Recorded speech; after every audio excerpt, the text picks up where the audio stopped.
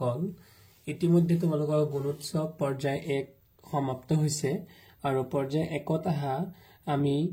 class 4ৰ গণিতকে ধৰি ইংৰাজী আৰু পৰিবেশৰ প্ৰশ্নসমূহ সমাধান কৰিবলৈ আমি যত্ন কৰিম আৰু ইয়াতে আলোচনা কৰিম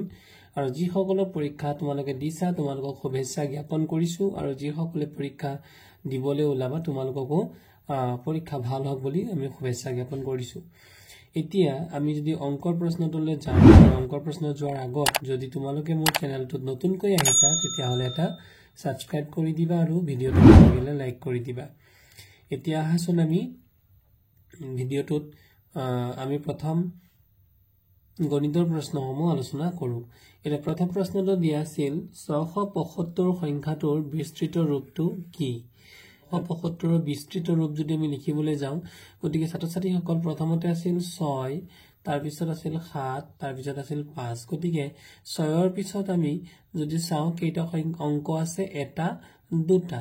গতিকে 6 ৰ পিছত আমি দুটা শূন্য বহুৱাব লাগিব তাৰ পিছত আছিল 7 আৰু 7 ৰ পিছত আছিল এটা অংক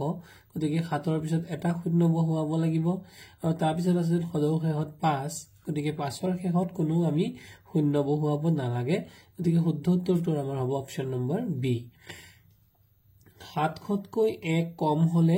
কি সংখ্যাটো কিমান গতিকে 700 আমি যদি 700 ৰ পৰা 1 এটা বিয়োগ কৰো কম হোৱা মানে আমি বিয়োগ কৰিব লাগে আমি যদি বিয়োগ কৰো গতিকে আমি জানো যে আমি শূন্যৰ পৰা 1 বিয়োগ কৰিব নোৱাৰো গতিকে 1/10 এটা আমি যদি ধাৰ কৰো গতিকে ইয়াত হৈ যাব 1/10 অৰ্থাৎ 10 ৰ পৰা 1 গলে হৈ যাব 9 আৰু ইয়াতে 70 আছিল 70 ৰ পৰা 1 লৈ যদি গুছি যাও তেতিয়া হলে ইয়াত হৈ যাব 69 অৰ্থাৎ 6/9 গতিকে 70 আমাৰ উত্তৰটো হ'ব 699 পিছতে খালি বাকসটো পূৰ কৰা গতিকে প্ৰথমতে আমাৰ এটা খালি বাকস দিয়া আছে এই খালি বাকসটোৰ লগত 375 পূৰণ কৰিলে আমি 375 পাম যদি আমি এটা কথা জানো যে যিকোনো সংখ্যাৰ লগত 1 পূৰণ কৰিলে সেই সংখ্যাটোই পোৱা যায় গতিকে আমি পোনপটীয়াকৈ ক'ব পাৰিম যে আমাৰ উত্তৰটো হ'ব 1 যেহেতু 1 ৰ লগত যদি আমি 375 পূৰণ কৰি দিও তেতিয়া উত্তৰফল 375 পাম তাৰ পিছত 30 নম্বৰ অংকটো দিছিল এটা কমলাৰ দাম 15 টকা হলে 5টা কমলাৰ দাম কিমান আমি জানো যে বেছি হলে কৰিবলগীয়া আমাৰ গণিতৰ পদ্ধতিটো হৈছে পূৰণ গতিকে আমি যেহেতু আমাৰ এটা কমলাৰ দাম 15 টকা আৰু 5টাৰ দাম বেছি হ'ব গতিকে বেছিৰ ক্ষেত্ৰত আমি কৰিম পূৰণ আৰু 5 15 গুণে হ'ব 15 5 গুণে হ'ব 75 গতিকে আমাৰ শুদ্ধ উত্তৰটো হ'ব 75a এবাৰ 31 নম্বৰ অংকটো দিয়া আছিল 28টা কল 7 জনৰ মাজত সমানে ভগাব দিছে আৰু গাইপতি কিমান গাইপতি মানে প্ৰতিজন গাইপতি অৰ্থটো হৈছে প্ৰতিজন অৰ্থাৎ প্ৰতিজনে কিমানকৈ পাব গতিকে প্ৰতিজনে কিমানকৈ পাব উলিয়াবৰ কাৰণে প্ৰতিজন মানে হৈছে প্ৰতিজন মানে হৈছে এজনকৈ একজন আমি একজন বুলি ধৰিব পাৰো গতিকে 7 জনৰ মাজত 28টা কল ভগাব দিছে গতিকে এজনে কেইটাকৈ পাব গতিকে আমি যদি এই এজনে পাবলগীয়া হয় তেতিয়াহলে হাতেৰে 28ক হৰণ কৰিব লাগিব আৰু এটা কথা যে 7 জনৰ মাজত যিমান ভগালে যেইটাকৈ পাব এজনৰ নিশ্চয় এজনে কমকৈ পাব গতিকে এজন যেটো কম কৰিলে আমি সদায় হৰণ কৰো গতিকে হাতেৰে 28ক যদি হৰণ কৰো উত্তৰটো হ'ব 4 আৰু 7 4 গুণ 28 এবাৰ তলৰ চিত্ৰটোৰ কিমান অংশত ৰং দিয়া হৈছে আমি স্পষ্টকৈ দেখিছো ইয়াতে 1 2 3 4 5 6 7 8 9টা অংশ আছে আৰু 9টাৰ ভিতৰত 4টা অংশ ৰং দিয়া হৈছে গতিকে শুদ্ধ উত্তৰটো হ'ব বি দুটা সংখ্যাৰ পূৰণফল 100 তাৰে এটা সংখ্যা যদি 20 হয় আনটো সংখ্যা কিমান গতিকে দুটা সংখ্যা দিয়া হৈ আছে তাৰে এটা হৈছে 20 আৰু আনটো আমি নাজানো এটো আছে খালি ঘৰ হিচাপত আছে গতিকে 20ৰ লগত কিমান পূৰণ কৰিলে আমি 100 পাম তো এনে ক্ষেত্ৰত আমি কৰিবলগীয়া কামটো হৈছে হৰণ আৰু হৰণৰ আন এটা ৰূপ হৈছে কটাকটি গতিকে 100 আমি ওপৰত লিখিলো তলত লিখিলো 20 আৰু 0 কাটি দিলো তেতিয়া থাকি গল ওপৰত 10 তলত থাকিল 2 গতিকে এবাৰ 2 ৰে 10ক হৰণ কৰিলে আমি পাম 2 5 গুণে 10 গতিকে উত্তৰটো হ'ব 5 আৰু শুদ্ধ অপচনটো হ'ব অপচন নম্বৰ বি আমাৰ 34 নম্বৰ প্ৰশ্নটো দিয়া আছিল তলৰ ৰং দিয়া অংশ কোনটোৱে 4/3 অংশত ৰং দিয়া বুজায় তোমালোকে জানাই 4/3 হলে শুদ্ধ উত্তৰটো হ'ব যেহেতু ইয়াত 1 2 3 4টা ঘৰ আছে তাৰে 3টা ভাগত ৰং দিয়া হৈছে গতিকে 4/3 হ'ব অপচন নম্বৰ সি বৃত্তৰ 35 নম্বৰ অংকটোত আছিলে বৃত্তৰ চিত্ৰটোত কেন্দ্ৰৰ মাজেৰে যোৱা ৰেখাডালৰ নাম কি এইটো এটা বৃত্ত দিয়া হৈ আছে তাৰ কেন্দ্ৰবিন্দু হৈছে এইটো আৰু তাৰ মাজেৰে এডাল ৰেখা গৈছে গতিকে ৰেখাডালৰ নাম সুধিছে তো বৃত্তৰ কেন্দ্ৰৰ মাজেৰে যিডাল ৰেখা বৃত্তৰ দুইটা মূৰত স্পৰ্শ কৰে টাচ কৰে তেতিয়াহলে সেই ৰেখাডালক আমি কওঁ ব্যাস গতিকে শুদ্ধ উত্তৰটো হ'ব সি আৰু ব্যাসাৰ্ধ কাক কয় ব্যাসাৰ্ধ কয় এই কাষত দেখুওৱা চিত্ৰটোৰ দৰে যে কেন্দ্ৰৰ পৰা বৃত্তৰ যিকোনো এটা মূৰলৈ স্পৰ্শ দুটা মূৰ নহয় এটা বিন্দুত স্পৰ্শ কৰিলে যেনে এইটো হ'ব পাৰে যেনে এইটো হ'ব পাৰে যেনে এইটো হ'ব পাৰে যেনে এইটো হ'ব পাৰে এই সকলোবোৰ হ'ব পাৰে ব্যাসাৰ্ধ তো শুদ্ধ উত্তৰটো হৈ যাব ব্যাস এতিয়া আত্মসহায়ক গোটৰ ধনেৰে নিৰ্মলা নৰ্মদা কমলা আৰু নমিতাই সৰুকৈ ফাৰ্ম এখন খুলিলে ফাৰ্মখনত থকা প্ৰাণী আৰু সিহঁতৰ সংখ্যাবোৰ দণ্ডচিত্ৰত চাওঁ আহা গতিকে দণ্ডচিত্ৰত যদি আমি দেখিবলৈ যাওঁ এই কোলা কোলা দাগবোৰৰ পৰা আমি গম পাইছো যে আটাইতকৈ বেছি হৈছে ছাগলী অৰ্থাৎ তেওঁলোকে ছাগলীৰ সংখ্যাই আমি তেওঁলোকৰ ফাৰ্মখনত আটাইতকৈ বেছি আছে আৰু আটাইতকৈ কম থকা দাগটোৱে হৈছে গৰু গতিকে আমাৰ প্ৰশ্ন আছিল যে ফাৰ্মখনত কোনবিধ প্ৰাণী আটাইতকৈ কমকৈ আছে শুদ্ধ উত্তৰটো হ'ব সি গৰু এবাৰ 37 নম্বৰ অংকটো আছিলে ৰাতুলৰ মাকে 3 মিটাৰ 20 সেন্টিমিটাৰ কি বুলি ক'লে 3 মিটাৰ 20 সেন্টিমিটাৰ বগা কাপোৰ আৰু 5 মিটাৰ 30 সেন্টিমিটাৰ ৰঙা কাপোৰ কিনিলে তেওঁ মুঠ কিমান মুঠ শব্দটো মুঠ যেতিয়া আমাক উলিয়াবলৈ আমি সদায় কৰো যোগ গতিকে এই অংকটো আমি যোগ কৰিম গতিকে শূন্যৰ লগত শূন্য যোগ কৰিলে 0 2 3 5 আৰু যেহেতু দুইটাতে সেন্টিমিটাৰ লিখা আছিল আমি সেন্টিমিটাৰ লিখিম আৰু ইফালে 3 5 8 মিটাৰ গতিকে আমাৰ শুদ্ধ অপচন নম্বৰ কিমান আছে যে অপচন নম্বৰ ডি দিয়া আছিল 8 মিটাৰ 50 সেন্টিমিটাৰ গতিকে option number D is correct one 38 number অংকটোত 15 মিটাৰ দৈৰ্ঘ্যৰ বাঁহ এডালৰ পৰা 9 মিটাৰ কাটিলে কিমান মিটাৰ বাকি থাকিব মানে হৈছে বিয়োগ গতিকে আমি কি কৰিব লাগিব 15 পৰা 9 বিয়োগ কৰিলে পাই যাম 6 গতিকে শুদ্ধ উত্তৰটো হ'ব অপচন বি মদনৰ দেউতাকে 15 টকা দামৰ এটা কলম আৰু মদনে 35 টকা দামৰ এটা কলম কিনিলে তেওঁলোকে মুঠ মানে হৈছে মই দেখাইছো মুঠ মানে হৈছে যোগ গতিকে কিমান টকাৰ কলম কিনিলে আমি দুটা যোগ কৰিলে হৈ গল পাছে পাছে দহৰ 0 উকলিব 1 আৰু 1 3 4 উকলা 1 5 গতিকে শুদ্ধটো হ'ল অপচন নম্বৰ বি তাৰপিছত আছিল 40 নম্বৰ প্ৰশ্নটোত তোমাৰ হাতত 100 টকা আছিল তুমি 15 টকাৰে বিস্কুট আৰু 8 টকাৰে চকলেট কিনিলা খৰচবোৰ সদায় যোগ কৰিব লাগে খৰচবোৰ সদায় যোগ কৰিব লাগে গতিকে আমি 15 টকাৰে বিকি কিনিলো বিস্কুট কিনিলো আৰু 8 টকাৰে কিনিলো চকলেট দুইটা যদি আমি যোগ কৰো পাছে 13 3 কৰিলে 1 1 1 2 গতিকে আমি খৰচ কিমান কৰিলো 23 এতিয়া প্ৰশ্ন সুধিছে এতিয়া তোমাৰ হাতত কিমান টকা বাকি থাকিল আৰু বাকি থকা সুধিলে তেতিয়া আমি কৰিব লাগে বিয়োগ গতিকে 1 ৰ পৰা আমি 23 কি কৰিব লাগিব বিয়োগ কৰিব লাগিব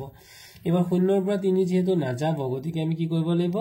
এই আগৰ ঘৰটোৰ পৰা আমি 1 ধাৰলৈ আনিব লাগিব ইয়াত ধাৰলৈ যদি আনো তেতিয়াহলে এই 0টোৰ লগত এটা 1 এটা মনে মনে আমি ভাবি ল'ব লাগিব অৰ্থাৎ হৈ যাব 10 ৰ পৰা 3 গলে হৈ যাব 7 এতিয়া এই ইয়াত আছিল আগতে কিমান 1 আৰু 0 অৰ্থাৎ 1 10 আছিল 1 10 ৰ পৰা যেহেতু আমি 1 এটা লৈ গলো থাকি গলে 9 আৰু 9 ৰ পৰা 2 গলে হৈ যাব 7 গতিকে শুদ্ধ উত্তৰটো হ'ব 77 অপচন নম্বৰ সি 41 নম্বৰ অংকটো দিয়া আছিল বৃত্ত এটাৰ ব্যাস 20 সেন্টিমিটাৰ হলে তাৰ ব্যাসাৰ্ধৰ মান কিমান আমাক ব্যাস দিয়া আছে আৰু ব্যাসাৰ্ধত উলিয়াব লাগে গতিকে আমি মৰমৰ ছাত্ৰ-ছাত্ৰীসকল আমি জানো যে ব্যাস আৰু ব্যাসাৰ্ধ মানে কি এটো হৈছে কেন্দ্ৰৰ মাজেৰে যোৱা ৰেখা এটা হৈছে ব্যাস আৰু ইয়াৰ কাষৰ চিত্ৰটো যদি আমি চাও কেন্দ্ৰৰ পৰা যিকোনো এটা বিন্দু টাচ কৰিলে এটো হৈ যাব ব্যাসাৰ্ধ দেখা পালো স্পষ্টকৈ যে ব্যাসডাল ব্যাসাৰ্ধৰ দুগুণ বা ব্যাসাৰ্ধডাল ব্যাসৰ আধা গতিকে ব্যাসাৰ্ধ মানে হৈছে ব্যাসৰ আধা আৰু আধা মানে হৈছে তলত 2 ৰে হৰণ কৰিব লাগে এতিয়া আমাৰ প্ৰশ্নটো দিয়া আছিল ব্যাস 20 সেন্টিমিটাৰ আৰু তাক যদি আমি 2 ৰে হৰণ কৰি দিও 2 10 গুণে 20 গতিকে শুদ্ধ উত্তৰটো হ'ব 10 সেন্টিমিটাৰ ইয়াৰ পিছত আমাৰ আছিল তলত 4জন ছাত্ৰৰ হাতত থকা আপেলৰ সংখ্যা দেখুওৱা হৈছে গতিকে ৰমেনৰ দেখুওৱা হৈছে কেইটা আপেল তোমালোকে চোৱা ৰমেনৰ 3টা আপেল ৰহিমৰ 5 মুঠতে আমি যদি চাও 1 2 3 4 5 5টা আপেল ৰাতুলৰ 1 2 3 4টা আপেল আৰু ৰমেশৰ হৈছে মাত্ৰ 2টা আপেল প্ৰশ্ন আছিল কোনজন ছাত্ৰৰ হাতত আটাইতকৈ কম আপেল আছে আমি স্পষ্টকৈ দেখিছো ৰমেশৰ হাতত আটাইতকৈ কম আপেল আছে গতিকে শুদ্ধ অপচনটো হ'ব সি ৰমেশ তলৰ চানেকিটোৰ ঠিক পিছৰ ছবিখন কি হ'ব লিখা আমি উলিয়াব লাগে গতিকে মৰমৰ ছাত্ৰ ছাত্ৰীসকল এই ভূমিত আমি দেখিছো যে প্ৰথমতে তলত এটা বাকচ আছে ইয়াত আছে কেইটা বাকচ এইটো এটা বাকচ আৰু ইফালে এইটা এটা বাকচ দুটা বাকচ ইয়াত কেইটা বাকচ তলত হৈছে মুঠতে তিনটা বাকচ গতিকে তিনটা বাকচ তাৰ পিছৰটো তলত কেইটা বাকচ হ'ব লাগিব চাৰিটা বাকচ গতিকে 1 2 3 4 গতিকে শুদ্ধ অপচনটো হ'ব সি এইবাৰ এই প্ৰশ্নটো 44 নম্বৰত অহা প্ৰশ্নটো মই কেইবাবাৰো আলোচনা কৰিছো গুণোৎসৱ 2023 আৰু 24ত ক্ৰমশ এই 2000 এই প্ৰশ্নটো আহিছেই গতিকে এনেকুৱা এটা প্ৰশ্ন আমি চতুৰ্থ মান শ্ৰেণীত আহিব বুলি মই ইতিমধ্যে কৈছিলো আৰু সেম এনেকুৱা প্ৰশ্ন এটা আহিছে গতিকে প্ৰথমতে আমি উলিয়াব লাগে যে প্ৰশ্নবোধক চিন থকাটো সংখ্যাটো কি হ'ব গতিকে আমি ইয়াৰ আগতে কৰাৰ দৰে যে 2 ৰ বিপৰীতে এটো হৈছে 2 তাৰ বিপৰীতে আছে 6 গতিকে 2 যদি আমি 3 বাৰ পূৰণ কৰো 2 3 গুণ 6 3 ৰ বিপৰীতে আছে 9 গতিকে 3 ৰে 3 যদি 3 পূৰণ কৰো 3 3 গুণ 9 ঠিক তেনেকৈ 4 ৰে যদি পূৰণ কৰো 4 3 গুণ 12 প্ৰতিটোতে 3 3 পূৰণ কৰিছো গতিকে 5 3 গুণ কিমান হৈ যাব 5 ৰে যদি আমি 3 পূৰণ কৰো গতিকে হ'ব 5 3 গুণ 15 গতিকে এই খালি ঠাইত হৈ যাব আমাৰ 15 গতিকে 5 পূৰণ 3 গুণ 15 শুদ্ধ অপচনটো হ'ব এ আছিল 45 নম্বৰ প্ৰশ্ন ইভিএস অৰ্থাৎ আমাৰ পৰিবেশৰ প্ৰশ্ন তোমাৰ বন্ধু এজন বা এজনীয়ে অকস্মাতে ভৰিত দুখ পালে তুমি তৎক্ষণাত কি কৰা উচিত ইয়াত দিছে বিষ নিৰাময় কৰা মলম প্ৰয়োগ কৰিবা পশু চিকিৎসালয়লৈ নিবা দুখ পোৱা ঠাইত উতলা গৰম পানী ঢালিবা দুখ পোৱা ঠাইত কাপোৰ ধোৱা বা চাবোনেৰে ধুবা গতিকে এই চাৰিটাৰ ভিতৰতে শুদ্ধ অপচনটো হ'ব বিষ নিৰাময় কৰা মলম প্ৰয়োগ কৰিবা পশু চিকিৎসালয়লৈ এজন মানুহক কেতিয়াও নিয়া নহয় গতিকে এইটো অপচন ভুল হ'ব আৰু দুখ পোৱা ঠাইত কেতিয়াও উতলা গৰম পানী নঢালে অন্ততঃ দুখ পোৱা ঠাইত ঠাণ্ডা পানীহে ঢালিব লাগে কিন্তু কেতিয়াও গৰম পানী ঢালিব নালাগে গতিকে এইবোৰ ভুল অপচন শুদ্ধ অপচনটো হ'ব এ বিষ নিৰাময় কৰা মলম প্ৰয়োগ কৰিম তাৰপিছত 46 নম্বৰ প্ৰশ্নটো আছিল যেতিয়া বহু সংখ্যক পানীৰ কণিকা একেলগে গোট খায় তেতিয়া কি হয় গতিকে ছাত্ৰ ছাত্ৰীসকল ইয়াত অপচন যিবোৰ দিছিল তাৰে সি নম্বৰ অপচনটো দিছিল যে ক্ষুদ্ৰ ক্ষুদ্ৰ পানীৰ কণিকাত পৰিণত হয় ইতিমধ্যে আমি প্ৰশ্নটো পাইছো পানীৰ কণিকা গতিকে উত্তৰটো যদি আমাৰ পানীৰ কণিকাই থাকি যায় তেতিয়াহ'লে কোনো ধৰণৰ সালসলনি নহল গতিকে আমি ধৰি লৈছো যে শুদ্ধ উত্তৰটো হ'ব অপচন নম্বৰ এ যে ক্ষুদ্ৰ ক্ষুদ্ৰ পানীৰ কণিকা লগ লাগি পেলাই পৃথিৱীলৈ বৰষুণ হৈ পৃথিৱী পৃষ্ঠলৈ উভতি আহে তলৰ কোনবিধ ফল সকলো ঋতুত উপলব্ধ হয় আমি আম নিৰ্দিষ্ট এটা ঋতুতহে পাওঁ গৰম ছিজনটোত পাওঁ ঠিক তেনেকৈ মধুৰিআম গৰমৰ ছিজনত কঁঠাল গৰমৰ ছিজনত কিন্তু কল আমি গৰম আৰু ঠাণ্ডা উভয়টো ছিজনতে পাওঁ গতিকে কল হ'ব আমাৰ শুদ্ধ উত্তৰ ৰাষ্ট্ৰীয় পতাকাৰ অশোক চক্ৰটো কোনখন ঠাইৰ পৰা লোৱা হৈছে এইটো হৈছে সাৰনাথ এটা মনত ৰাখিব লাগিব সাৰনাথৰ পৰা লোৱা হৈছে চিত্ৰত দেখুৱানো কোনবিধ পক্ষীয়ে টেকেলি এটাৰ দৰে বাস সাজে গতিকে ইয়াত পক্ষী এটা দিয়াও আছে আৰু টেকেলিটোৰ দৰে হৈছে শুদ্ধ উত্তৰটো হ'ব টুকুৰা চৰাই তাৰপিছত আছিল 50 নম্বৰ প্ৰশ্ন বিদ্যালয়ৰ স্বাস্থ্য বিধি বজাই ৰাখিবৰ বাবে তলৰ কোনটো কাৰ্য প্ৰয়োজন স্বাস্থ্যৰ লগত সম্পৰ্কিত কাৰ্যটো পঠন আৰু লিখন নহয় বিদ্যালয় চৌহদত বেৰ দিয়া ইয়াৰ লগত স্বাস্থ্যৰ কোনো সম্পৰ্ক নাই ঠিক তেনেকৈ অপচন বিত আছিল বিদ্যালয় গৃহৰ মেৰামতি বিদ্যালয় গৃহটো মেৰামতিৰ ক্ষেত্ৰত আমাৰ স্বাস্থ্য বিধিৰ লগত কোনো সম্পৰ্ক নাথাকে গতিকে শুদ্ধ উত্তৰটো হ'ব ডি শৌচাগাৰ আৰু প্ৰস্ৰাৱগাৰ নিৰ্মাণ কৰা তাৰপিছত 51 নম্বৰ প্ৰশ্নটো দিয়া আছিল তলৰ উৎসৱ কোনটো উৎসৱ কেৰালা ৰাজ্যৰ লগত জড়িত কেৰালা ৰাজ্যৰ লগত জড়িত উৎসৱটো হৈছে ওনাম পোংগল হৈছে তামিলনাডুৰ লগত জড়িত উৎসৱ ঠিক তেনেকৈ বিহু অসমৰ লগত জড়িত উৎসৱ আৰু গণেশ চতুৰ্থী মুম্বাই মহাৰাষ্ট্ৰৰ লগত জড়িত উৎসৱ গতিকে আমাৰ শুদ্ধ উত্তৰটো হ'ব ওনাম এবাৰ প্ৰশ্ন আছিল তোমাক জোকে কামুৰি ধৰিলে তুমি কি কৰা উচিত আমি জানো জোকৰ মুখত চূণ দিয়া বুলি কয় বা জোকৰ মুখত নিমখ দিব লাগে গতিকে নিমখ সানি দিয়াটোৱে হ'ব শুদ্ধ উত্তৰ কাৰণ জোকক নিমখ দিলে জোকটো খুব অতি শীঘ্ৰেই মানে মৰি যায় তাৰপিছত আছিল 53 নম্বৰ প্ৰশ্ন কোনবিধ মাছে নদীত থকা শিলৰ ফাঁকত আশ্ৰয় লয় নদীত থকা শিলৰ ফাঁকত আশ্ৰয় লোৱা মাছবিধৰ নাম হৈছে শিলঘৰীয়া তলৰ কোনটো বায়ু প্ৰদূষণ ৰোধ কৰাৰ এটা উপায় বায়ু প্ৰদূষণ ৰোধ কৰাৰ এটা উপায় হৈছে বহু সংখ্যক গছ-গছনি ৰোৱা গতিকে শুদ্ধ উত্তৰটো হ'ব অপচন এ এতিয়া 55 নম্বৰ প্ৰশ্নটোত এটা চিত্ৰ দেখা হৈছে আৰু এই চিত্ৰটোত আমি দেখিছো যে মাছ পানীত আছে তাৰপিছতে মাছ কিছুমান পানীত থকা কিছুমান চৰাই আছে আৰু কিছুমান কাছ ইত্যাদি জীৱবোৰ ইয়াতে আছে গতিকে ইয়াত সোধা হৈছিল যে আমি এটো উপৰবোৰ কি সম্পদ জলজ সম্পদ খনিজ সম্পদ আৰু কৃষিজাত সম্পদ শুদ্ধ উত্তৰটো হ'ব বনজ সম্পদ কাৰণ জলজ সম্পদ বুলি ক'লে মাছ আৰু কাছটো হ'ব কিন্তু পক্ষী চৰাই জাতীয় যিবোৰ আছে হেবোৰ আমাৰ বনজ সম্পদতে পৰিব গতিকে এই প্ৰশ্নটো অকমান কনফিউজনিং কাৰণ যেহেতু জল পানীত থকা তিনটা জীৱ দেখুৱা হৈছে এটা দেখুৱা হৈছে শিশু এটা দেখুৱা হৈছে হাঁহ কাছ গতিকে মাছ কাছ ইত্যাদিবোৰ থাকে পানীত গতিকে আমি আৰু এটা মাত্ৰ ইয়াত চৰাইবোৰ হৈছে হাবিত থকা জীৱ গতিকে আমি শুদ্ধ উত্তৰটো যেটো মেজৰিটি অৰ্থাৎ বেছিভাগ জীৱই আমি পানীত থকাই পাইছো গতিকে এইবোৰ আমি জলজ সম্পদ হিচাপে ধৰি লম মাছ কাছ ঘৰিয়াল ইত্যাদিবোৰ হৈছে জলজ সম্পদ এবাৰ যদি তোমাৰ বন্ধু এজন অতিমাত্ৰা জ্বৰত ভুগি আছে তাইৰ কাৰণে কি ব্যৱস্থা লোৱা উপযুক্ত হ'ব অতিমাত্ৰা জ্বৰত ভুগি থাকিলে আমি বৰফৰ পানী খাবলৈ দিয়া শুদ্ধ নহব বা স্কুললৈ যাব দিয়াটো শুদ্ধ নহব আৰু ৰ'দত খেলিবলৈ দিয়াটো শুদ্ধ নহব শুদ্ধ হ'ব চিকিৎসালয়লৈ লৈ যোৱা এবাৰ মিঠুৱে খৰালি কালত ৰঙালাওৰ খেতি কৰিব বিচাৰে এনে ক্ষেত্ৰত খেতি পথাৰত পানী যোগান দিয়াৰ কাৰণে সি তলৰ কোনবিধ সঁজুলি ব্যৱহাৰ কৰিব উপযুক্ত হ'ব খৰালি কাল অৰ্থাৎ যেতিয়া বাৰিষা নহয় বা বৰষুণ নহয় গতিকে কাঠৰ নাঙল এটো শুদ্ধ অপচন নহব ট্ৰেক্টৰো নহব পাৱাৰ টিলাৰ নহব শুদ্ধ অপচন হ'ব ডিজেল চালিত পাম্প কাৰণ ডিজেল চালিত পাম্পেহে পানী যোগান ধৰিব পাৰে 18 নম্বৰ প্ৰশ্নটো আছিল তলৰ কোনটো কৃষিজাত সম্পদৰ গোট বাছিবলৈ দিছে কৃষিজাত অৰ্থাৎ কৃষিৰ লগত জড়িত মাছ কাছ ঘৰিয়াল তিমি মাছ এইবিলাক হৈছে জলজ সম্পদৰ উদাহৰণ ঠিক তেনেকৈ কেৰাচিন পেট্ৰল চুনশিল খাৰুৱা তেল এইবোৰ হৈছে খনিজাত পদাৰ্থ খনিজাত সম্পদৰ বা খনিজ সম্পদৰ উদাহৰণ কিন্তু ধান মাহ সৰিয়হ ফলমূল এইবোৰ হৈছে কৃষিজাত সম্পদৰ উদাহৰণ পিছতে আমি শিকিবলগীয়া এটা অংক হৈছে দুইহৰীয়া পূৰণ গতিকে দুইহৰীয়া পূৰণ এনে ধৰণৰ পূৰণবোৰ গুণোৎসৱত আহে আৰু ওপৰত দিয়া আছিল 67 অৰ্থাৎ 67 তলত দিয়া আছিল 24 এতিয়া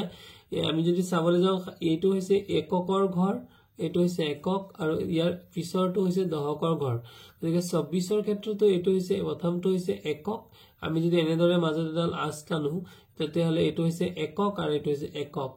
তলৰ এককেৰে আমি ওপৰৰ একক আৰু ওপৰৰ দহক দুইটাকে আমি কি কৰিব লাগিব পূৰণ কৰিব লাগিব গতিকে 4 7 গুণে 28ৰ 8 উকলিব 2 4 ৰে এবাৰ 6ক যদি কৰো 4 6 গুণ 24 আৰু উকলা 2 হৈ যাব 26 এয়া হৈ গল 4ৰ কাম আমাৰ শেষ 4ৰ কাম শেষ হৈ যোৱাৰ লগে লগে যেহেতু এইটো অংক ইয়াৰ কাম শেষ হৈছে গতিকে ইয়াৰ ঠিক তলতে আমি কি দিব লাগিব এটা যোগ চিন দিব লাগিব এবাৰ হৈ যাব 2ৰ কাম 2 7 গুণ 14ৰ 4 উকলিলে 1 আৰু 2 6 গুণ 12 উকলা একে 13 এবাৰ যদি আমি যোগ কৰো 8 আহি গল তলত 6 4 10ৰ শূন্য উকলিলে 1 উকলা একে 2 3 3 3 6 আৰু 1 তাৰ পিছত দিছিল এটা হৰণ অংক যে 98 অৰ্থাৎ 98 হৰণ কৰিব লাগে 7 ৰে যেহেতু প্ৰথমতে আমাৰ 7 ৰে আমি কৰিব লগা অংকটো হৈছে 9 7 গুণে 7 কাৰণ 9 হৈছে 7তকৈ ডাঙৰ গতিকে আমি এবাৰ দিলো 9ৰ পৰা 7 গল 2 আৰু এই 2 যেহেতু 7 ডাঙৰ আৰু 2 টো সৰু এবাৰ 7 ৰে 2ক নাযায় নযোৱাৰ বাবে এই 8 টো আমি তললৈ নমাই লৈ আহিলো এতিয়া হৈ গল 28 আৰু 7 4 গুণে হৈছে 28 গতিকে আমাৰ শুদ্ধ উত্তৰটো হ'ব 14 এবাৰ আমাক চতুৰ্থমান শ্ৰেণীৰ ইংৰাজীৰ প্ৰশ্নবোৰত দফাবোৰত যি প্যাৰাগ্ৰাফ আহে সেই প্যাৰাগ্ৰাফবোৰত কিছুমান প্ৰশ্ন আমাক অলপ ঘূৰাই পকাই বা অলপ জটিল কৰিবলৈ দিছে ইয়াতে দফা 2ৰ ইংৰাজীৰ 23 নম্বৰ প্ৰশ্নত দিয়া আছিল which of the following is a describing word এটা describing word বুলি কোৱাৰ লগে লগে বহুতে কিন্তু এটা কনফিউজনত পৰি গৈছে যিসকলে এডজেক্টিভ বা বিশেষণ সম্পৰ্কে জানে তেওঁলোকও কিন্তু ডেসক্ৰাইবিং ওয়াৰ্ডটো দিয়াৰ লগে লগে অকমান জটিলতাত ভুগিছে গতিকে বিশেষণ মানে কি বাৰু কোনো বস্তুৰ যেতিয়া আমি দুখ বা কোনো বস্তুৰ গুণ বা কোনো বস্তুৰ সংখ্যা বা পৰিমাণ আদিক বুজায় কি বুলি ক'লে পৰিমাণ গুণ দুখ সংখ্যা আদিক বুজায় তেতিয়াহ'লে হিয়ে হ'ব এডজেক্টিভ অৰ্থাৎ ডেসক্ৰাইবিং ওয়াৰ্ড গতিকে গুড ৰাম এজন ভাল লৰা গতিকে ৰামক ডেসক্ৰাইব কৰিছে এই গুড শব্দটোৱে গতিকে ডেসক্ৰাইবিং ওয়াৰ্ডটোৰ শুদ্ধ অপচনটো হ'ব অপচন নম্বৰ সি বাকিবোৰ কিন্তু নহব ঠিক তেনেকৈ দফা 3ৰ ক্ষেত্ৰত শেষৰ প্ৰশ্নটোত এটা প্ৰশ্ন আহিছিল যে which of the following is a describing word in the given sentence এটা সেন্টেন্স দিয়া আছে mother Teresa led a very simple life গতিকে মাদাৰ টেৰেজাৰ জীৱনটো কেনেকুৱা আছিল যে উত্তৰটো হ'ব সিম্পল গতিকে আমাৰ শুদ্ধ উত্তৰটো হ'ব ডেসক্ৰাইবিং ওয়াৰ্ডটো হ'ব সিম্পল এবাৰ ইংৰাজীৰ ক্ষেত্ৰত দফা 1ত এটা প্ৰশ্ন দিছিল 19 নম্বৰ প্ৰশ্নটোত which of the following is similar in meaning to the word plane plane আমি প্লেন শব্দটোৰ লগত সিমিলাৰ বুলি যদি ধৰিবলৈ যাওঁ ডিফিকাল্ট মানে কঠিন পাংচুৱেল মানে নিয়মানুবৰ্তী বৰ্তিতা আৰু সিঙ্গল মানে হৈছে এজন প্লেন শব্দটোৱে সিম্পল বুজাব তাৰপিছত 20 নম্বৰ প্ৰশ্নটোত আছিল যে which of the following is a describing word ইয়াত আকৌ আহিছে describing word in the given sentence গতিকে he is punctual in his duty গতিকে ইয়াতে ডেসক্ৰাইব কোনটো কৰিছে এজন মানুহৰ গুণ গতিকে গুণটো হ'ব পাংচুৱেল যেহেতু তেওঁ নিয়মানুবৰ্তিতা অৰ্থাৎ ডিসিপ্লাইনড গতিকে তেওঁ হ'ব গতিকে নিয়মানুবৰ্তিতাটোৰ বাবে হ'ব তেখেতে ইয়াত অপশন নম্বৰ বি তাৰপিছত 3 প্ৰশ্ন আহিছিল অশোক চক্ৰত কেডাল দণ্ড থাকে ই এটা প্যাৰাগ্ৰাফ বা দফা পঢ়িবলৈ দি তাৰ পৰাহে উত্তৰ কৰিবলৈ দিছিলে কিন্তু আমি সকলোৱে জানো যে আমাৰ জাতীয় পতাকাৰ অশোক চক্ৰত 24 ডাল দণ্ড থাকে গতিকে শুদ্ধ অপশনটো হ'ব এ জাতীয় পতাকাৰ মাজৰ বগা অংশ কিহৰ প্ৰতীক বগা অংশ হৈছে সত্য আৰু শান্তিৰ প্ৰতীক এটো আমি সকলোৱে জানো 1947 চনৰ 15 আগষ্টৰ দিনাই প্ৰথমে জাতীয় পতাকা কিয় উত্তোলন কৰা হৈছিল শুদ্ধ উত্তৰটো হ'ব অপশন নম্বৰ সি 15 আগষ্টত ভাৰতে ইংৰাজ শাসনৰ পৰা স্বাধীনতা লাভ কৰাৰ বাবে তলত দিয়া 15 নম্বৰ প্ৰশ্নটো আছিল তলত দিয়া কোনটো উদয় শব্দটোৰ বিপৰীত শব্দ গতিকে সূৰ্য উদয় হয় আৰু তাৰ বিপৰীত হ'ব সূৰ্য অস্ত যায় গতিকে শুদ্ধ অপশনটো হ'ব বি পতাকাখন সকলোৰে বৰ সন্মানীয় এই বাক্যটোত থকা বিশেষ্য পদ মানে কি যি পদে কোনো নাম বুজায় গতিকে পতাকাখন সকলোৰে কোনো নাম নহয় বৰ কোনো নাম নহয় সন্মানীয় কোনো নাম নহয় বাট পতাকা এখন নিৰ্দিষ্ট কাপোৰ বা নিৰ্দিষ্ট প্ৰতীকৰ কথা বুজাইছে গতিকে পতাকাখনে এবাৰ হ'ব শুদ্ধ উত্তৰ প্ৰশ্ন নম্বৰ 10 অৰ্থাৎ দফা 2 প্ৰশ্ন নম্বৰ 10 আছিল তলৰ কোনটো দিন শব্দটোৰ বিপৰীত শব্দ গতিকে দিন শব্দৰ বিপৰীত শব্দ হ'ব ৰাতি গতিকে শুদ্ধ অপশন হ'ব ডি হি দোকানত বহি আছিল এই বাক্যটোত থকা কোনটো শব্দই বিশেষ্য পদ বুজায় গতিকে ইয়াতো বিশেষ্যই দিছে বিশেষ্য মানে যিয়ে কোনো বস্তু এটা নাম বা নাম বুজায় গতিকে হি মানে কোনো নাম নহয় বাট দোকানত মানে কোনো এটা বস্তু যায় কোনো এটা প্ৰতিষ্ঠানৰ নাম হেতু হৈছে দোকান গতিকে শুদ্ধ অপশনটো হ'ব দোকানত আৰু তলৰ কোনটোৱে ভাল শব্দটোৰ বিপৰীত অৰ্থ বুজাইছে গতিকে ভাল শব্দৰ বিপৰীত বুলি কৈছে গতিকে ভালৰ বিপৰীত শব্দটো হ'ব বেয়া আৰু তাৰ ঘৰলৈ যাবৰ হলে এই বাক্যটোত থকা বিশেষ্য পদ কোনটো তাৰ ঘৰলৈ গতিকে ঘৰলৈ হ'ব আমাৰ বিশেষ্য পদ গতিকে অপশন নম্বৰ এ টো হ'ব আমাৰ শুদ্ধ উত্তৰ গতিকে মৰমৰ ছাত্ৰ-ছাত্ৰীসকল গুণোৎসৱ 2025 প্ৰথম পৰ্যায়ৰ চতুৰ্থ শ্ৰেণীৰ বাবে এয়া আছিল প্ৰশ্ন উত্তৰসমূহ ইয়াতে আমি অতি সহজভাৱে বুজাই দিবলৈ যত্ন কৰা হৈছে আৰু যদি তোমালোকৰ ভিডিওটো ভাল লাগিছে লাইক কৰিবা বন্ধুবৰ্গৰ মাজত শ্বেয়াৰ কৰিবা আৰু নিশ্চয় মোৰ চেনেলটোৰ বাবে তোমালোকে নটিফিকেশন বেলটো অল কৰি থবা যাতে পোনছাতে সকলোবোৰ ভিডিও পাবলৈ সক্ষম হোৱা ধন্যবাদ